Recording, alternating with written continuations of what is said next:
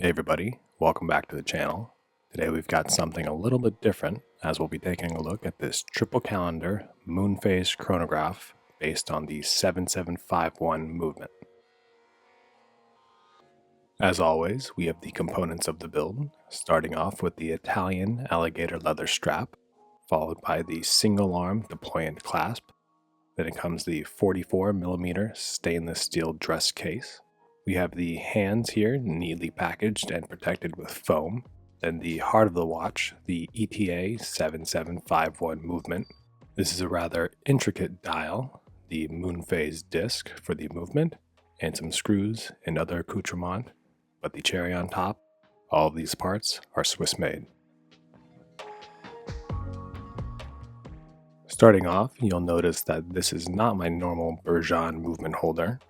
The ETA 7751 has numerous pushers around it that are used to start, stop, and reset the chronograph function, as well as change the day display. This particular movement holder is made specifically for the 7750 family of movements and allows the user to have the movement completely secured while still being able to access the pushers. Now, for some reason, and I fully admit I could have been doing something wrong, the pushers on this movement holder were slightly too short and I was not able to fully depress the pushers on the movement. This made the build a little bit more difficult than it needed to be. With the movement in place, the first step of this build is removing the stock hands that come installed on the movement. To do this, I placed a piece of plastic over everything to protect the movement, then using my hand removal tools, gently pried off the hands. Once they were off, I could remove them from the working area using tweezers. Why the movement shipped with some hands already installed is a mystery to me, but perhaps it's so the buyer can test the functions before beginning assembly.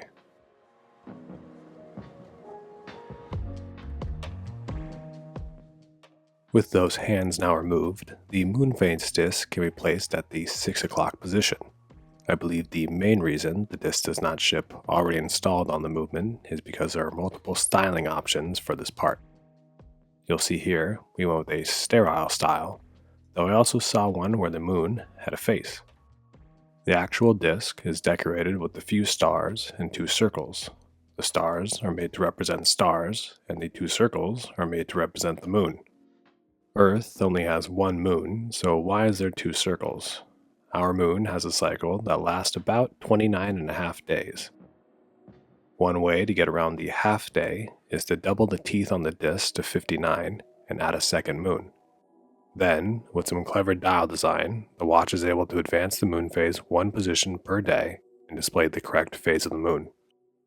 All I needed to do to install the disc was place it into position, pull back on the Moonphase jumper, and then release it, allowing it to lock into place. There are some movements, like the ST1655, that appear to have a moon phase in the same position, while in actuality, it's simply a day-night indicator similar to a 24-hour hand. For Andy, the gentleman who commissioned this build, an actual moon phase was a must. With the moon phase disc now in place, we can take a look at placing the dial. There were a few color options available, as well as some older, used, and patina dials. Andy actually enlisted his wife to help choose the dial, as she wanted to get him this watch for his birthday, and they ended up selecting this midnight blue sunburst dial for the build.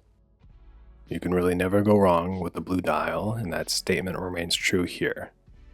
You can tell just how intricate the movement is based off all the markings on the dial. Mounting the dial to the movement is done in a different way than mounting the dial in the N8 style builds. On the ETA, there are 2 lever-like hooks in the movement. Using some tweezers, I was able to pull these hooks out into their open position. From there, the dial can be placed onto the movement with the dial feet being inserted through 2 holes into the movement. Then, the hooks need to be pushed back into their closed position. These hooks grip onto the dial feet and hold it in place. I failed to show this because, again, my movement holder let me down. It did not give me access to these hooks, meaning I had to hold the movement in one hand and do all these operations with the other. Now that the dial has been secured in place, it's time to buckle up because while most watches have 3 hands, this one has 8. and they were anything but easy to install. Starting off, we have the 24-hour hand located in the 9 o'clock subdial. As the name entails, this hand represents the local time on a 24-hour scale. To install it, I wound the crown around until the day function flicked over, indicating midnight. Then I placed the hand over its post and lined it up with the 24-hour marking. At first glance, having a 24-hour hand that simply shows the same time as the main hands might not seem that useful, but it actually serves an important purpose. With any watch, but especially one with as many functions as this one, it's critical not to manipulate the calendar settings between certain hours. In the case of this watch, the calendar function should not be adjusted between the hours of 8 p.m. and 2 a.m. Adjusting the day and date manually during this window can interfere with the automatic date change process, potentially misaligning or damaging the system. The 24-hour indicator helps the wearer know if it's safe to make adjustments or if they should adjust the time first. Once I was happy with the hand's alignment, I broke out a new hand setting tool based on the Bergeron 8935-4. I immediately found an issue. While my new movement holder fits securely into place at the base, the tool is made to press hands onto the center stack of the movement. However, with this GMT hand being at the 9 o'clock subdial, I ran into a problem. To work around it, I placed the lid of the container that the dial came in at the base of the tool to give me a flat surface.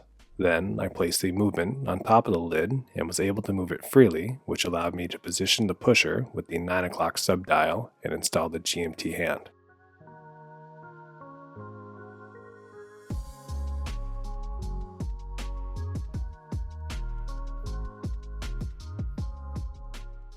The next hand I installed was the Perpetual seconds hand. Usually, I have a hard time installing the minute hand while the seconds hand goes without issues, but that wasn't the case here. I tried everything to get this hand attached. Tweezers, both of my hand setting tools, Rodico. I couldn't get it seated. After a few hours of struggling, I decided to call it a day, fearful that fatigue and frustration would eventually lead to a mistake. After sleeping on it and returning the next morning, I eventually managed to attach the hand correctly. Since this watch has a central chronograph hand, the Perpetual seconds hand had to be offset to this subdial. Most chronograph movements will include a Perpetual seconds hand, as it's an easy way to tell if the watch is running at a glance. I briefly mentioned the gentleman who commissioned this watch, so perhaps it's best to discuss the backstory behind it. This is actually the 5th watch I've built for Andy, though it's the first one featured on the channel. Andy first reached out to commission a black-on-black stainless steel Submariner homage. After that, he placed an order for a Pepsi homage, along with a build featuring a sterile green dial, fluted bezel, and date-just style case on Jubilee bracelet for his wife. The 4th build he commissioned was also for his wife, and it's a pretty interesting one, so a video detailing that build is in process and will be out later this year.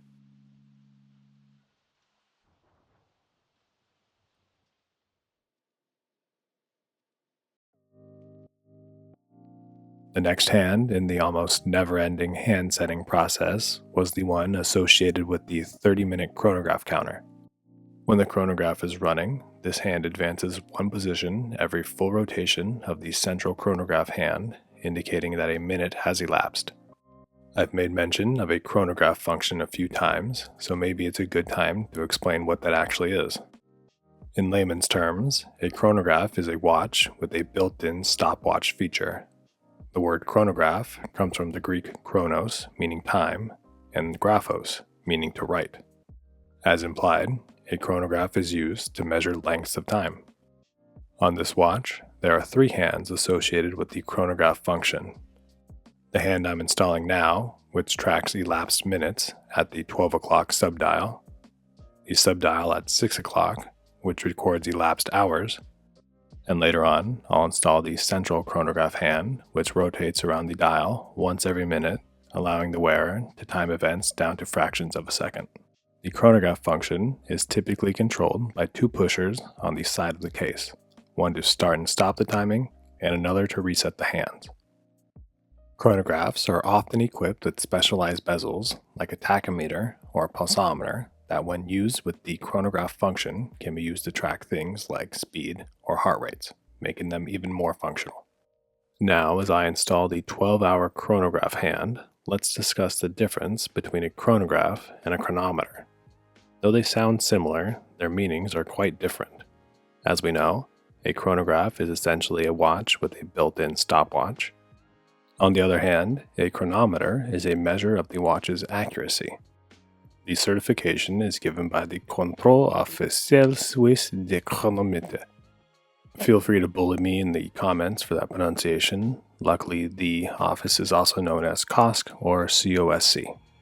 The certification process begins with the uncased movement being tested for a total of 15 days in 5 positions at 3 different temperatures that are -8, 23, and 38 degrees Celsius. The movement is kept in each temperature and in each position for 24 hours and tested for accuracy. Once testing is complete, the results must meet 7 specific criteria and no results are rounded up or down. If the movement passes, it becomes a certified chronometer.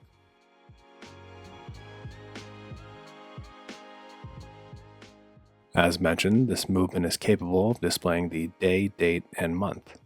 You can clearly see the day and month indicators near the 12 o'clock position on the dial, but there's no traditional date window. That's because the 7751 uses a pointer date complication to display its date. A centrally located hand extends outward and points to the date around the circumference of the dial. Following traditional stylings, this hand's tip is shaped like a crescent moon and painted red. Installing the pointer date is done in the same way as installing an hour or minute hand. Place it over its post, line it up so that the date is centered inside the crescent, and then press it into place. I ran into a small issue here. While I was really happy with my new hand setting tool, the dies weren't large enough to properly set the pointer date hand. None of my handheld tools were big enough either, so what I ended up doing was taking the largest die I had available and gouging out the middle of it with an X-Acto blade. After removing enough material, I was finally able to get enough clearance and properly set the hand into place. One of the most well-known uses of the pointer date is the Oris Big Crown pointer date, though this is likely because pointer date is right there in the name. In my research, I found that Omega also had a series of watches that use pointer dates. In 1990, Omega released the reference DA175.0034. It was styled like a Speedmaster, but the subdial layout had been rearranged to match the movement. Omega called the movement caliber 1150, though it's actually a Valjoux 7751 with an Omega rotor and without the Moonphase disc. A year later, they released a 2-tone yellow, gold, and steel version of the watch, this time featuring the Moonphase indicator at 6 o'clock. Omega called this series the Day-Date Speedmasters, and they ceased production of the style in 2012. With all those hands now set, we can move into more familiar territory and start installing the hour hand. The process is the same. Place the hand over the post and press it into place. While the process is familiar, the style of hand is new to the channel. Since this is a dress watch with many complications, it's important to find handsets that fit the aesthetic. We chose to use these feuille style hands. Feuille in French translates to leaf. These hands are characterized by their overall thin design with tapered ends and wide middle, resembling a leaf. They are typically found on dress watches like the IWC Portugueser, H. Moser & C's Perpetual calendar, and many models by Patek Philippe. This particular set of hands is made of highly polished stainless steel with no luminous material. I'm more of a tool and sports watch kind of guy, where lume plays somewhat an important role, but found it interesting that there's actually a bit of a debate online whether a dress watch should have lume. One side argues that since dress watches are often worn at evening events like galas or dinners, it would be helpful to have lume in low light settings. The other side says that many professionals wear suits and dress watches in their day-to-day lives where lume plays less of a factor. The general consensus seems to lean towards the latter. I mentioned earlier that I was back in some familiar territory, but that's not entirely true. I've been wanting to make the leap to something beyond the NH series of movements for a while now. Even though I've built watches with the VK63 Megaquartz and the Miyota 8285 movement off camera, they still feel somewhat similar to the Seiko movements. I thought my next step would be something like the PT5000 or maybe the ETA 2824 that it's based off of. Familiar enough to be comfortable, but different enough to be a challenge. Never did I imagine going straight from an NH35 build to a Swiss-made full-calendar Moonphase automatic chronograph. Was I disappointed? No, not at all. Intimidated? Sure, but not disappointed. Andy presented me with a great opportunity to challenge myself, and it introduced me to the true precision of Swiss watchmaking. As always, it's important to check and make sure that none of the hands come in contact with one another. On an NH35, this is relatively easy as there's only 3 hands to worry about and the hour markers. However, with the 7751, the tolerances are much smaller and everything needs to be set perfectly level and to the correct height to ensure that there are no issues.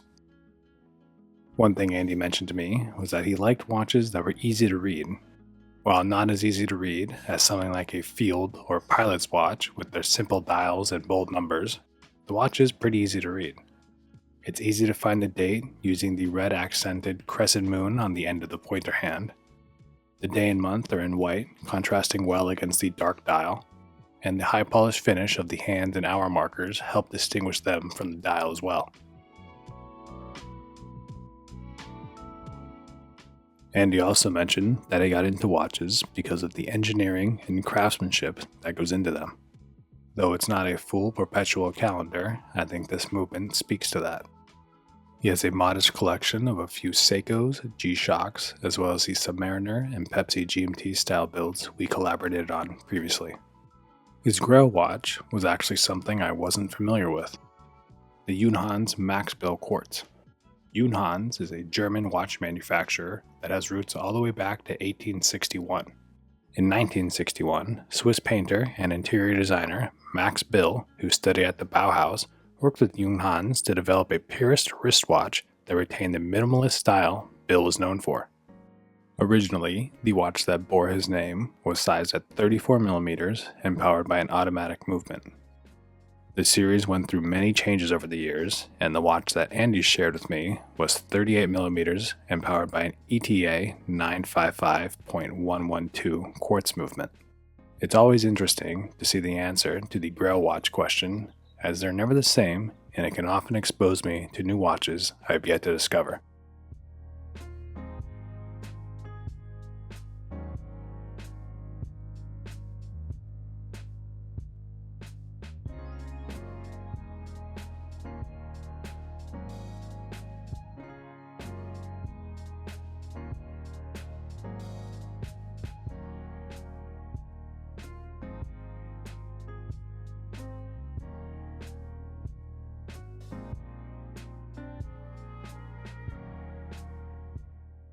As you can see, the minute hand has been set in place.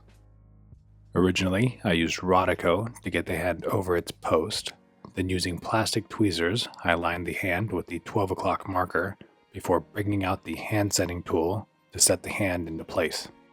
Again, making sure to set it at the correct height and horizontal to the dial. Now I'm just winding the hands around to make sure that we don't have any contact issues. And as the hands near 12 o'clock midnight, we can see that the 24-hour hand is tracking nicely, and that the day flicks from Monday to Tuesday, and then that the pointer date moves one position.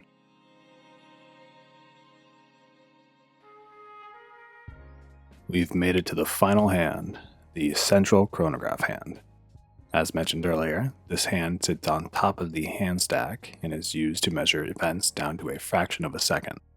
But how does it actually work, and why isn't it constantly running? There are 2 designs for chronographs, cam systems and column wheel systems. The operation is basically the same, but triggered in a different way. In both cases, the mainspring provides power through a train of wheels all the way down to a drive wheel. This drive wheel is constantly in contact with something known as the intermediate wheel. The intermediate wheel is attached to a lever or bridge which can move it. In the case of the 7751 movement, the chronograph function is operated using a cam system. When the 2 o'clock pusher is pressed, it activates the chronograph by moving a series of levers that rotates a cam. The rotation of this cam allows the intermediate chronograph lever to shift position, which engages the intermediate wheel with the chronograph wheel. When the pusher is pressed again to stop the chronograph, the lever pushes on the cam again, rotating it in the opposite direction. This disengages the intermediate wheel from the chronograph wheel and engages the brake, which stops the chronograph hand exactly where it is. Other chronographs may use a column wheel system. A column wheel looks like the turret of a castle with teeth at the base and a series of columns rising upward. When the chronograph is activated, the column wheel hook pulls on the teeth at the base of the column wheel, advancing in one position. This allows a finger coupling arm to slide into one of the gaps between the columns. This arm, which is attached to the intermediate wheel, slides over, meshing with the chronograph wheel, allowing the drive wheel to transfer its power. When the 2 o'clock pusher is pressed again, the column wheel rotates one more position, forcing the coupling arm back out and disengaging the intermediate wheel. At the same time, the brake is engaged to stop the chronograph hand. The reset function is the same on both the cam and column wheel system. A reset lever is released, striking the heart-shaped cams on the chronograph wheels, resetting them to 0. This is a pretty basic explanation, and Cole Slop from Chronoglide Watchmakers has a much more detailed video on how both systems actually work. Now for the case of this build. It's unlike anything we've featured on the channel before. Coming in at 44mm in diameter, 53mm lug-to-lug, and 16mm thick, it's definitely on the larger side, but with the 7751 movement being quite big itself, the larger case is almost necessary. The case is made entirely of high-polished 316L stainless steel, and it features a sapphire crystal and exhibition caseback. On the right side, you'll see the crown along with the 2 chronograph pushers at 2 and 4 o'clock. Hidden on the left side at 10 o'clock is an additional pusher to advance the day wheel. It has a stated 100 meters of water resistance, though with this being a dress watch, I don't see that ever being put to the test unless Andy happens to get pushed into the pool at some nighttime soiree. Even then, I'd be more concerned about the water ruining his suit rather than his watch.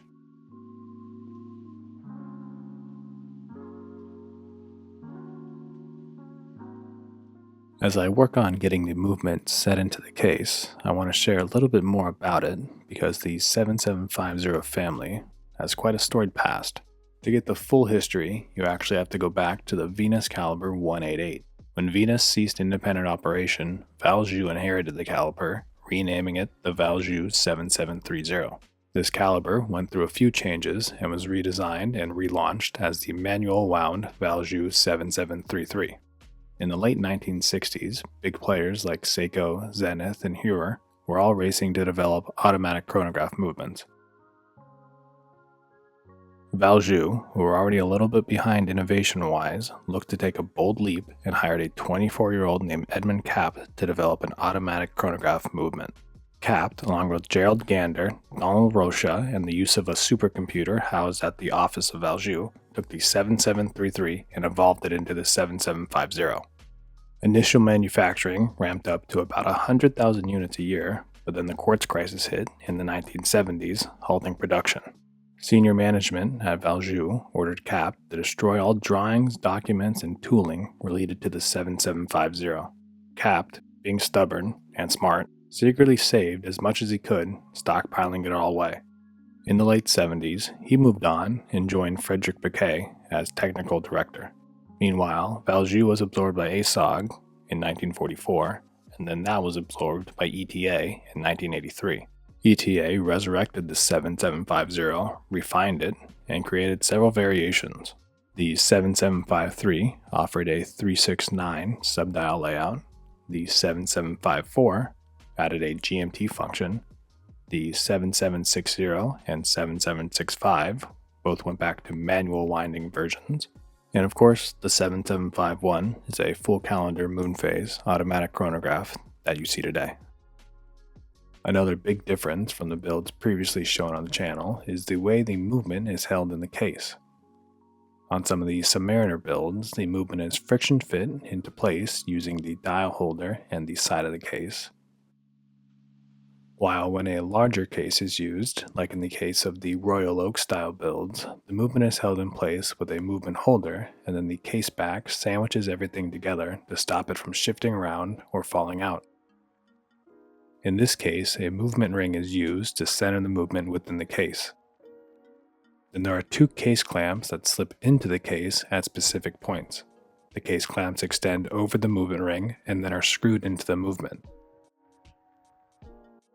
The case clamps are shaped in a way so that when they are screwed into place, they build tension that not only secures them in place, but pushes upward on the movement and the dial, holding it in place as well.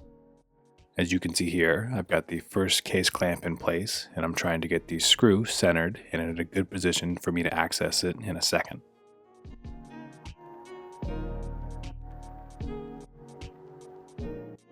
This took a few attempts because any wrong move would cause the screw to fall over, or worse, drop into the movement. You can see just how careful I'm trying to be when screwing in this screw, making sure I don't make any sudden movements that might knock it over or knock it out of position. I didn't tighten the first screw down all the way as I wanted to have a little bit of wiggle room when installing the second clamp. As I get the second clamp into place using my tweezers, you'll see it has a D shape with a hole near the rounded side. I'm able to get the straight side in a spot in the case, and then the hole is lined up with a threaded hole in the movement. Completing this step gives us a great look into the level of detail used to finish this movement. The automatic winding rotor features a vertical Côte-de-Genève pattern. Many of the bridges and plates in the movement have been finished with perlage, and all of the screws that hold the movement together have been treated with heat bluing. I'm using my 1mm Bourgeon screwdriver to get these two screws tightened down, which is a huge upgrade from my original set of screwdrivers. Once this screw has caught some threads, I'll alternate between both screws, tightening them down at an even rate to ensure that the dial sits flush.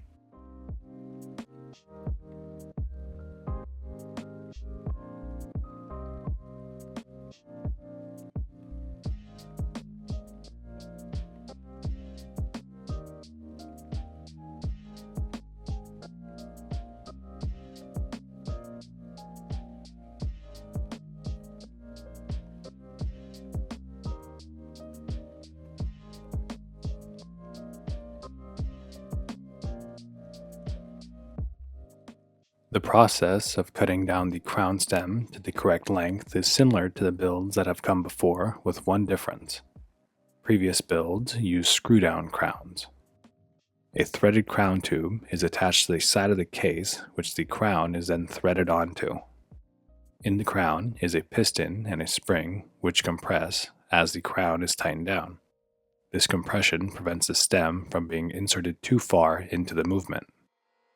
When the crown is loosened, the compressed spring within the crown is allowed to uncoil once the crown releases from the threads and the watch is able to be manipulated via the crown. This watch does not feature a screw-down crown, as most dress watches don't. This means that the crown tube is not threaded and that the crown simply slips over it. With a screw-down crown, the spring allows for a small margin of error. However, since there's no compression or movement within this stem, there's no room for error. The stem needs to be cut perfectly to size so that the crown sits flush against the case when in the winding position. If it was cut too short, the stem won't engage properly, and if it was cut too long, the crown would sit too far off the case, leaving a gap. One thing to note is that watches with non-screw-down crowns can be manually wound at any time, as when the crown is against the case, it'll be in the winding position, and there are no threads on the crown tube to prevent it from being turned. The process of measuring the amount of the stem that needs to be removed is generally the same as the previous builds. The crown stem is released from the movement, and then the crown is attached. This assembly is then reinserted back into the movement. Using calipers, I measure the distance between the back of the crown and the side of the case. Of course, in this instance, there's no need to push in on the crown to compress the spring. The crown is taken off the stem, and a cut mark is placed on the stem using the measurement from the calipers. Then it's time to break out the power tools and shave down any burrs and cone off the stem to make it easier to get the crown back on. I took my time with this step and made sure to make several passes to remove material slowly, constantly reinserting and checking until I got the perfect fit.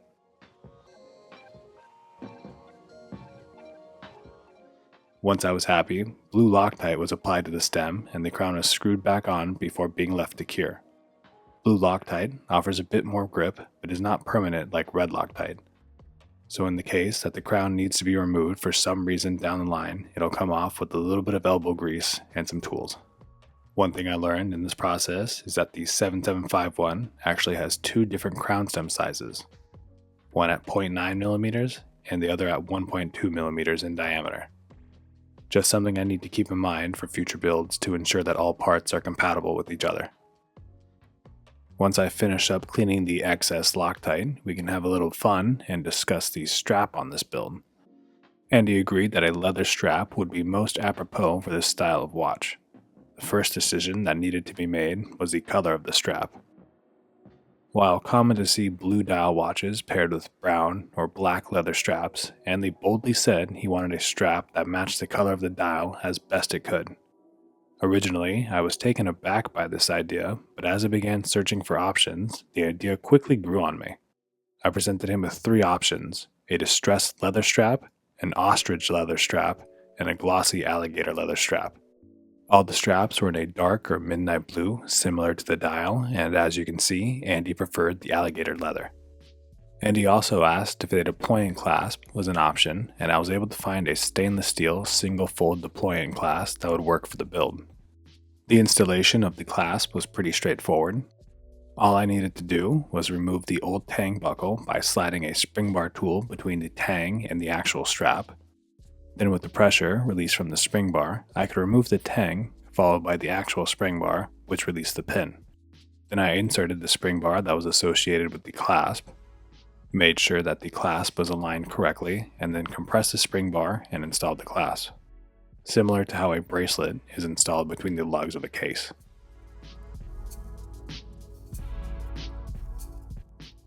The next step in this process is to ensure that all gaskets and O-rings are lubricated. Even though this is a dress watch, this is still an important step to help protect the watch from things like washing hands or general moisture. Off screen, I took a small amount of silicone grease made for the gaskets and scuba diving equipment and applied it to a micro Q-tip. I then used that grease-soaked Q-tip to coat the gaskets in the crown tube and the crown itself. The crown and the crown stem assembly were then threaded through the crown tube and into the movement. The caseback gasket was removed from the back of the watch case and placed in a cylinder with two sponges that were impregnated with silicone grease. After a few turns, the gasket comes out evenly coated and ready to be installed. On the back of the case, there is a shallow groove cut into it. The caseback gasket is to be placed into this groove. I then took another Q-tip that had been lightly coated with grease and used it to center the gasket in the groove by running it around it a few times. If at any point the gasket is not seated properly, it could be damaged when the caseback is tightened down, causing water resistance to be compromised.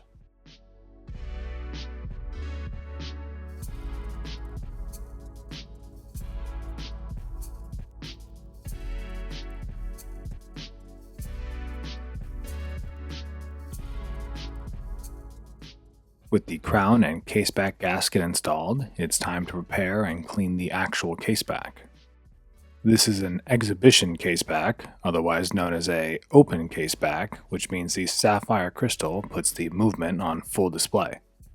The 7751 movement is pretty intricate, and it's cool to be able to see the balance wheel and escapement working together, as well as how all the chronograph components interact with each other when it's being operated. Just like the front crystal, it's important to make sure the caseback crystal is perfectly clean before installing it. I started with a soft microfiber cloth to wipe away any smudges or fingerprints, then used a lens pen and some Rodico to remove the stubborn dust or debris.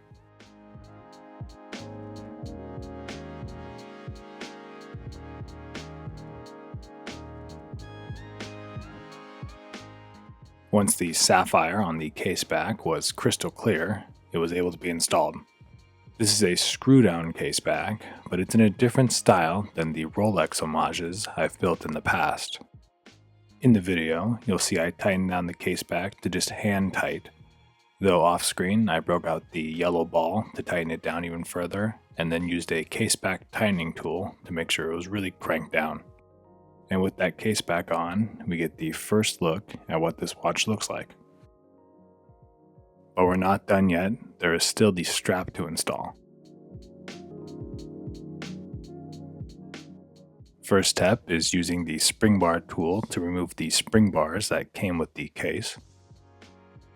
A pretty simple task, just need to be careful to not release the tension and have them go shooting across the room. As mentioned, this is an alligator leather strap with a single fold deployant clasp. It also features a clever little detail, quick release spring bars.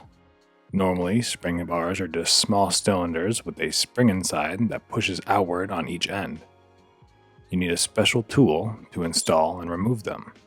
But these spring bars have a little knob, kind of akin to the bolt handle on a rifle, that lets you compress the spring and install or remove the strap by hand, no tools necessary.